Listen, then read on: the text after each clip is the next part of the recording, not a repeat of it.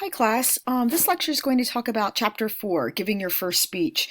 And this is a very important chapter to read because it gives an overview of how you'll be organizing all of your speeches throughout class. And after I'm finished talking about this chapter, I'll also give an overview of the first speech you're going to be doing, the introductory speech, so that you're prepared for this speech before coming to class. All right, so let's get started. So chapter 4 talks about speech development, and I want you to use this chapter as a basis when you're organizing your first speech and in the speeches going forward.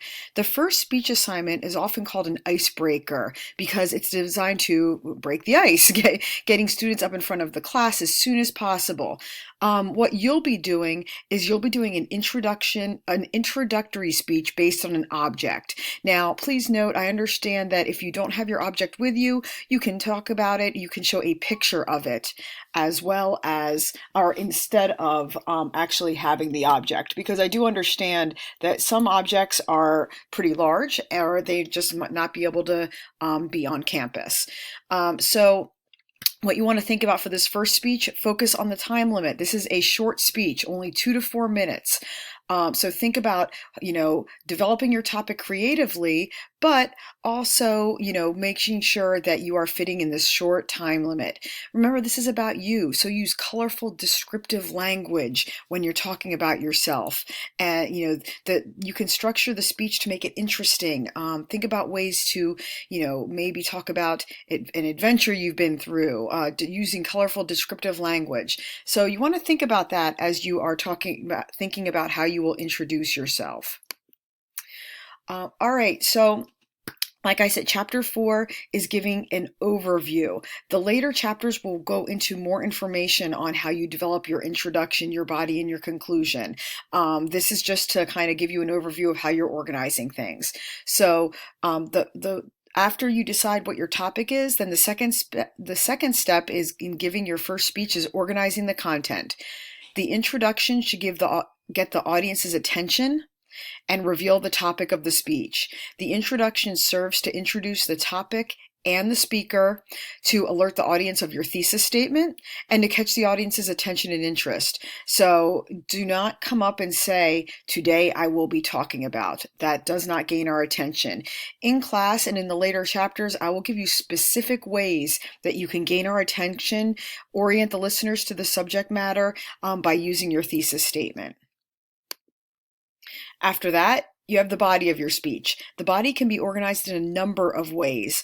And again, we will talk about specific ways of organizing your body, the methods of organization later in class. Could be chronological order, topical, spatial. I will talk about all of these. You want to limit and focus the number of main points. So your first speech, the introductory speech, only needs 2 main points because it's short, 2 to 4 minutes. Speeches after that will require to have at least 3 main points. And you don't want it to sound choppy, so you also want to have transition statements throughout. How will you transition through from main point 1 to main point 2, from main point 2 to your conclusion? Again, we will talk about this. You will learn specific different ways that you can transition through your points. And then after that, you will have your conclusion. This is the one thing I see beginning presenters forget. They're so excited, they got through the main points, and then they say, "Okay, I'm done." No, you will lose points on not having a conclusion.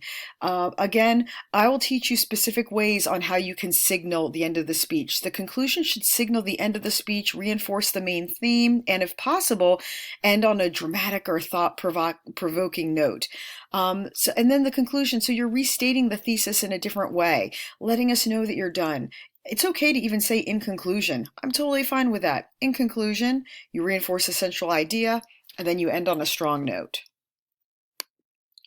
So in class, we're going to talk about 4 different ways that speakers could present their speeches. However, what you're going to be doing is extemporaneous speaking. You will hear me say this word a lot throughout class.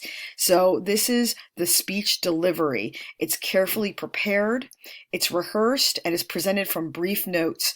Do not write your speech out manuscript. If you write your speech out word for word, you will want to read it, and it'll really hurt your eye contact, it'll hurt your tone, it'll hurt your delivery. So in this class, the one main thing you'll be learning is how to be an extemporaneous speaker. That'll be very important.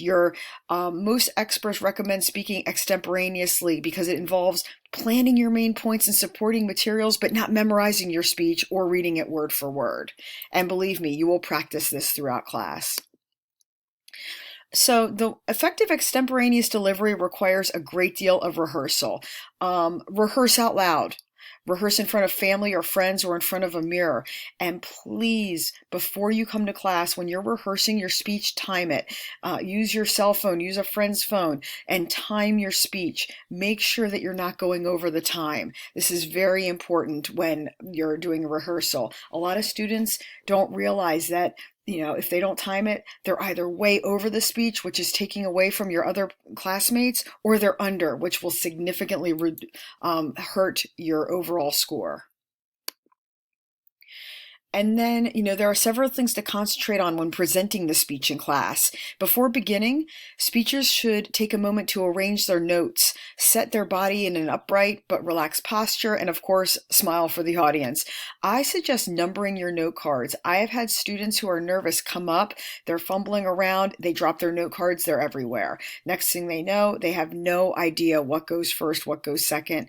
If you drop them, fine. It's not going to count towards your time, but number them. Number them so you can put them back in order, and then you begin. And during the speech, make sure your gestures are natural. Don't time your gestures. Don't plan them. Make sure they're natural, but don't hold on to the podium for dear life. Use natural gestures. You should also maintain eye contact with the audience. This is so important. Speaking expressively is important for an effective presentation.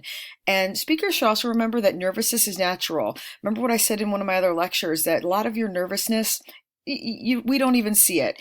The anxiety that you feel inside is usually not visible to the audience. Okay, so just to give back a little bit of background so that you will come into class prepared for knowing what the introductory speech is. What you're doing is you're introducing yourself based on an object that represents one thing about you.